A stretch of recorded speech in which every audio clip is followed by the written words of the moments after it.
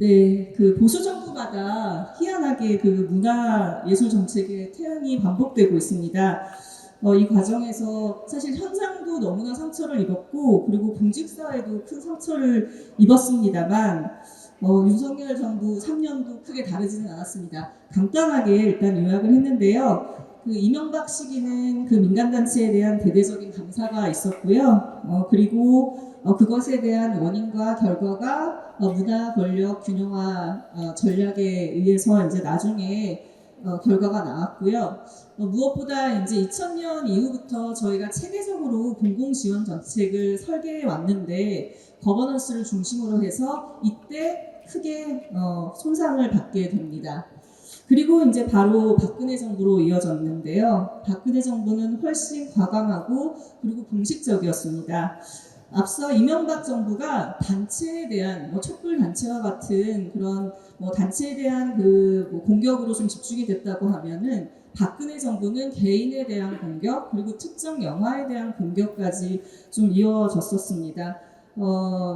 이때 또 여러 가지 이제 사건들이 있었고 다만 이것은 좀 밝혀져서 뒤늦게라도 밝혀져서 블랙리스트 진상조사위원회도 열리고 개선에 대한 그런 정책적인 제도가 다행히도 마련이 됐음에도 불구하고 윤석열 정부 3년은 이것을 파기를 했습니다.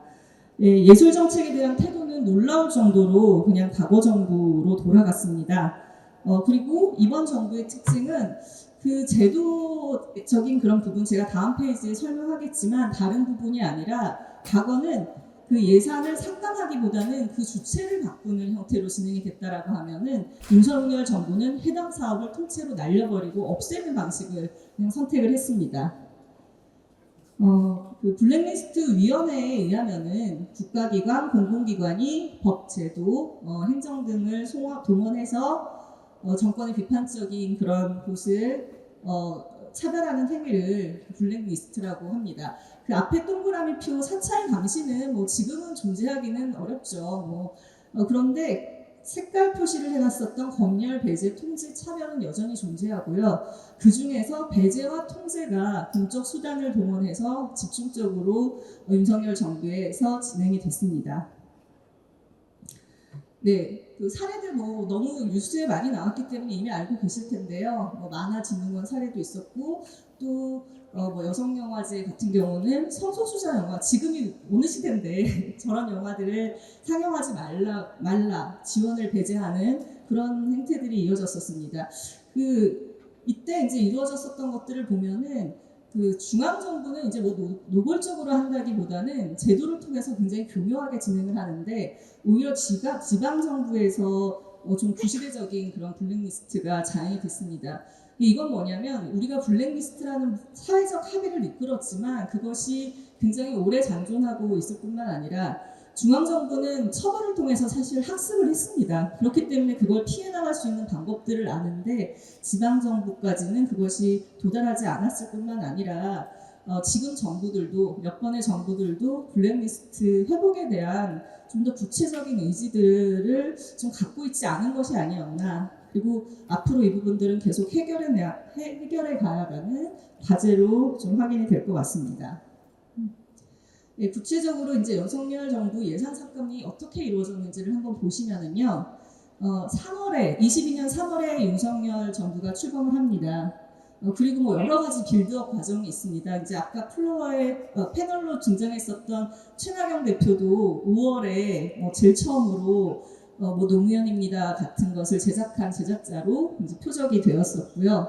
그런데 이제 공식적으로 윤석열이 22년에 이권 카르텔이라는 말을 쓰기 시작합니다. 그리고 직접 국고 보조금 감사를 지시합니다. 이때 이제 영진이 문체부가 아주 집중적으로 감사를 받고 지원받는 단체들이 탈탈 털렸는데 별다른 이권 카르텔을 찾지는 못했습니다. 23년 5월은 우리가 이제 예산을 짤 때 부처 예산이라고 하는 문체부와 영화진흥위원회가 작성하는 예산이 제출되는 기간입니다. 이때 이제 국민의힘은 시민정상 시민단체 정상화 TF라는 것들을 또 만들고 막 언론에 굉장히 보도도 많이 배포하고 그랬습니다. 근데 이제 이때 당시 제출됐었던 예산을 봤었을 때는 지금 저희가 계속 문제 삼는 예산이 삭감되지 않은 상태입니다. 지역 영화는 제 기억에 삭감되지 않았었고요. 거의 삭감이 없었고 영화제들도 거의 한 10% 정도 삭감 형태. 그게 이제 정부의 일반적인 삭감 기조이거든요. 이 형태였습니다만 제가 지금 오타인데요. 23년 5월에 윤석열이 직접 국가재정전략회의를 주재하면서 부처에 이제 예산 편성을 다시 하라고 지시를 하고 그 지시 내용에 노조나 비영리단체 예산을 구체적으로 삭감하라고 얘기를 합니다. 얼마나 더 구체적으로 얘기를 하냐면 부처에서 얼마나 이런 예산을 잘 골라내고 예산을 감액시켰느냐에 따라서 해당되는 부처의 능력을 보겠다라고 얘기합니다. 언론에 찾아보면 그대로 그냥 워딩이 나와 있습니다. 그 과정에서 이제 문체부는 처음에는 영진이의 말도 안 되는 그 전체 예산의 50%를 삭감하라고 지시를 합니다. 그래서 이제 문체부와 사실 영진이도 그때 갈등이 있었고요. 당시 이제 지금 계속 문제가 되고 있는 영화제들은 100% 삭감하라는 지시였습니다. 근데 이제 영진이 직원이 그건 못하겠다라고 이제 버틴 어떤 후문들을 저도 들은 바가 있습니다. 어쨌든 그 과정을 7월, 8월을 거치고 23년 9월에 국회에 정부 예산안이 제출되었고 저희도 그때 이제 공식적으로 처음 예산을 확인을 했는데 다음과 같이 예산이 삭감되어 있습니다. 그 뒷페이지부터 먼저 제가 좀 설명을 드리겠습니다. 이 삭감된 결과를 보면 일단 독립예술영화 부분만 제가 좀 추렸는데요. 독립영화 제작 지원이 40%, 그리고 개봉 지원이 36%, 그리고 영화제들은 40%, 50%, 그리고 2년간에 걸쳐서 이제 100% 삭감까지 이어졌고요. 지역 영화도 100% 삭감이 됐습니다. 이 외에도 차기작 기획개발이나 교육제도 그리고 국제 교류 사업들도 상당히 심각하게 이제 손상을 받았습니다. 네, 정부는 단지 그냥 긴축 재정을 이야기를 합니다. 그런데 그 긴축 재정 가운데 특별히 어떤 분야는 늘고 어떤 분야는 크게 감행이 되었다라고 하면 과연 그것이 그냥 세수 부족에 따른 긴축 정책일까, 어떤 정치적인 의도가 있는 것이 아닐까 저희는 의심할 수밖에 없을 것 같습니다. 3년간의 정부 총 예산입니다. 물론 24년에 정부 총 예산이 세수가 준 거는 확인을 할 수는 있습니다만 전체 문체부가 관할하는 문화 예산은 그렇게 크게 삭감되지 않았고요. 영진이 예산은 근데 반면 크게 삭감된 걸 확인할 수 있습니다. 24년 22% 그리고 25년 33% 삭감이 되었고요. 이 와중에 영화 발전기금까지 폐지하겠다 여러 가지로 사실 영화인들이 굉장히 고립되고 또 걱정할 수밖에 없는 그런 내용들이 계속 이어져 왔었습니다.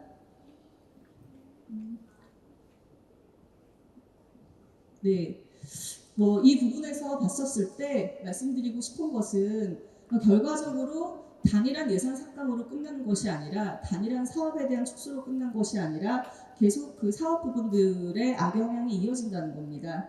제작 축소는 유통 축소로 이어지고 또 유통 축소는 지역 생태계 파괴와 또 관계가 있고 그것이 국제 경쟁력 악화로까지 이어져서 올해 저희가 깐느 영화제 전혀 이제 진출하지 못하는 그런 부분들까지 이어졌습니다. 산업이나 독립 그리고 지역이나 국제 이런 것들은 이분화된 관계가 아닙니다. 저희 영화계 산업과 문화가 굉장히 떨어져 있는 것 같지만 함께 여러 테이블에서 그리고 영진이나 문체부와 노력들을 통해서 함께 상생할 수 있는 방법들을 좋은 방법들을 한 20년 동안 30년 동안 저희가 체계적으로 만들어 왔는데 이것들이 1, 2년 사이에 2, 3년 사이에 갑자기 변화된다라는 것은 굉장히 큰 문제고 한번 이런 문제가 일었을 때 예산만 복원된다고 해서 그것이 해결되지 않는다는 것이 더 심각한 상황이라고 봅니다. 결과적으로 이런 중복된 문제에 의해서 관객들이 이탈하고 또 영화 인력이 이탈한다는 것이 큰 걱정이고요. 영화 산업이 장기적인 불황에 또 빠지지 않을까 저희는 두려워하고 있습니다.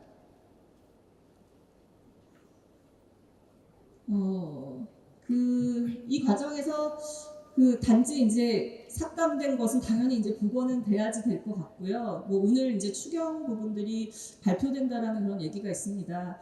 뭐 한편으로는 너무 많은 분들이 지금 이 다양성 영화 예산 축소에 대해서 힘을 보태주시고 응원을 해줘서 좋은 결과가 또 도출될 수 있기를 기다리는 마음으로 저도 계속 소식을 기다리고 있는데요.